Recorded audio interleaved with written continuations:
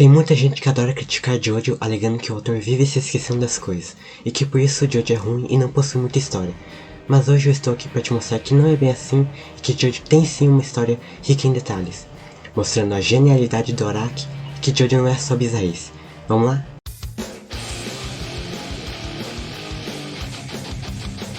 Mas antes, já pensou em poder desenhar os seus personagens favoritos dos animes? Ou até mesmo criar os seus próprios personagens? Mas quando você tenta ser aquele negócio feio e torto, que simplesmente acaba com qualquer sonho que você tenha de ser um bom desenhista? Se você quer mudar isso, não se preocupe, pois a solução para isso existe e se chama Método Fanart 3.0. Nele você vai aprender tudo sobre como desenhar animes e sem precisar ter o dom para coisa. O curso é um dos melhores e mais bem avaliados do mercado e conta com mais de 100 mil alunos. Se você se interessou, o link estará no comentário fixado. Fala pessoal, aqui é o Napon e galera, hoje eu estou aqui para falar um pouco sobre Jojo.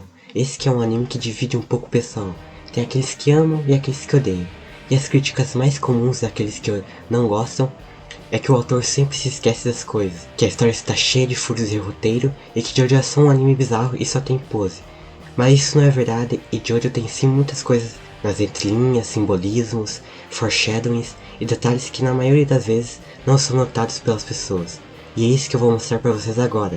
Mas só depois de você deixar o seu like. Se você não der o like, eu também não falo nada. Deixou o like? Então bora lá.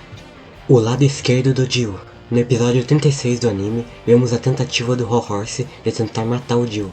O que não dá muito certo, já que o Dio percebe a intenção dele e então começa a ameaçá-lo.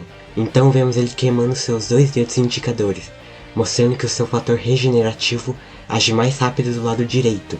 Isso porque o lado esquerdo ainda não estava totalmente dominado. Lembrando que aquele corpo era do Jonathan, que o Dio roubou no final da parte 1. Apenas na luta contra os Crusaders que vemos mais disso. Durante toda a batalha ele ataca usando primariamente o lado direito do seu corpo, tanto nos socos quanto nos chutes. E essa fraqueza é mostrada novamente quando ele é jogado contra uma vitrine e tendo sua perna esquerda sendo decepada. Isso faz com que o Jotaro perceba a sua fraqueza e comece a tirar vantagem disso, como vemos naquele momento em que o Jotaro estava fingindo de morto e ele dá um soco justamente na parte esquerda da cabeça do Dio. Também no clímax da luta, quando o Dio tenta dar um chute com a esquerda e acaba perdendo para o soco do Star Platinum, que destrói completamente a perna e todo o lado esquerdo do Dio, que acaba explodindo. As mortes de Gelato e Sorvete. Na parte 5, quando nos é mostrado a morte de Gelato e Sorvete, 2 membros da La Esquadra, se você reparar nas silhuetas dos assassinos, verá que quem cometeu o crime foram Chocolata e Seco, um detalhe que deixa ambos os personagens ainda mais macabros. Morte do Jotaro. E se eu te disser que a morte do Jotaro já havia sido prevista lá na parte 3? Você acreditaria? Mas é isso mesmo que aconteceu. Lembra do Boing? Então, o stand dele é basicamente um livro com páginas em branco que vão eventualmente sendo preenchidas com acontecimentos futuros, que segundo o próprio Boing sempre se realizam. E numa das previsões do stand mostra como seria a morte do Jotaro, que tem a sua cabeça cortada ao meio, o que acaba não acontecendo naquele momento. Foi apenas na parte 6 que a previsão foi concretizada.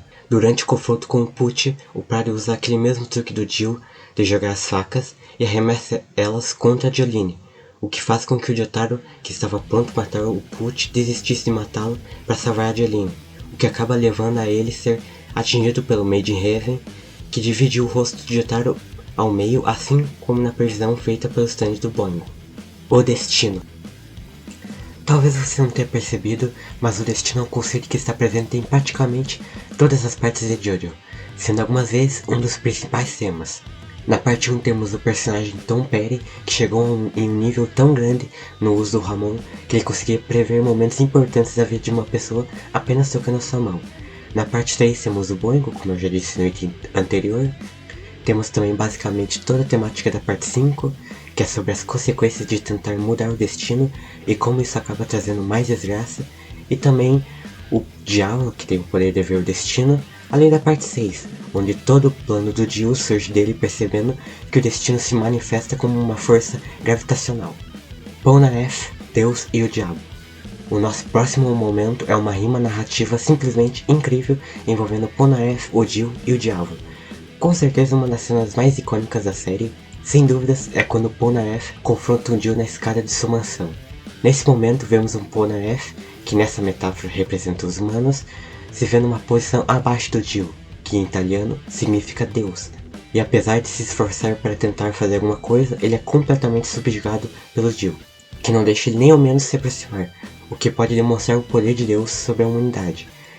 Alguns anos mais tarde, o Polnareff acaba enfrentando o Diavolo, que em italiano significa diabo. No primeiro encontro entre os dois, o Polnareff é severamente ferido. Já no segundo encontro entre ele e o Diavolo, acontece uma cena na escada muito parecida com a primeira, só que dessa vez é o Polnareff que está numa posição superior, demonstrando a superioridade da humanidade diante ao diabo. E mesmo que ele tenha novamente sido derrotado e tenha perdido seu corpo para o diabo, a sua alma não o pertence. Isso acarretou nos seus danos, sendo um dos fatores que levaria à derrota do diabo, e faria com que o Diorno, que nessa metáfora é o filho de Deus, colocasse o diabo em um loop de mortes, que você pode comparar ao inferno. As referências musicais. Sem dúvidas, uma das características mais legais em JoJo são as referências musicais, mas se engana quem pensa que elas são simplesmente aleatórias. Há muitos personagens que têm o seu desenvolvimento inspirados nas músicas.